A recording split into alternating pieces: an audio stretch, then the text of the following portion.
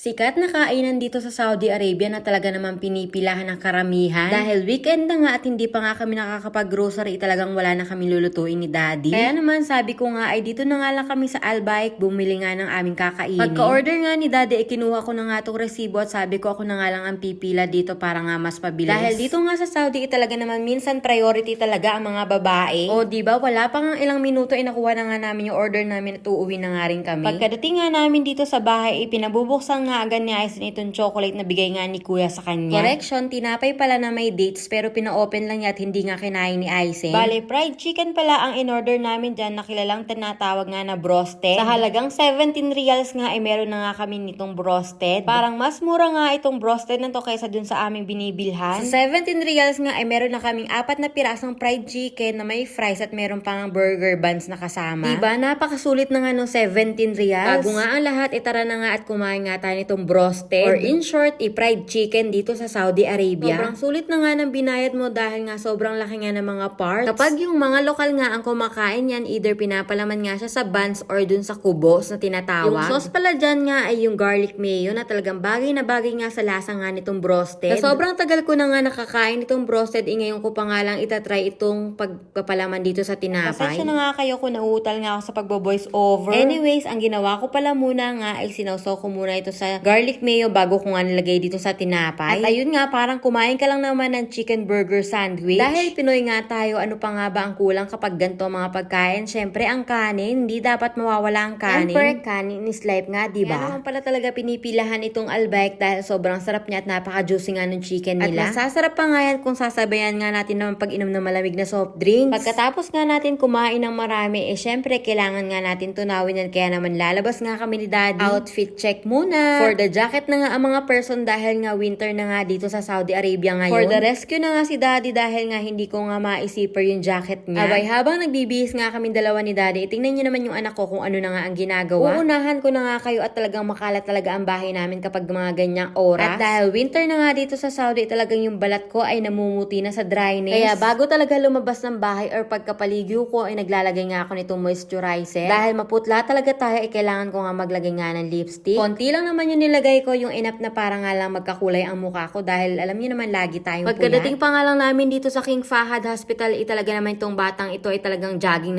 na daw. Normally talaga sa aming mag-asawa ay kapag gantong oras naglalakad-lakad kami dito sa King Fahad. Lalo na nga kapag patak nga ng winter dahil napakasarap naman talagang maglakad-lakad dito dahil napakalamig nga. Akalain yun ay 3 na nga kami dito nagja-jogging. I-share ko lang din pala na itong ang King Fahad ay talagang marami nga nagja-jogging or nag-e-exercise dito. Hindi nga lang ako nagbibideo kapag may tao, syempre ginagalang nga rin natin ang privacy nila. Noong nakarating nga kami dito sa may dulo ay ito nga si Aizen ay gusto nga mag-exercise. At pagkatapos nga namin maglakad-lakad ay bumalik na nga rin kami dito sa sasakyan at uuwi na nga rin kami.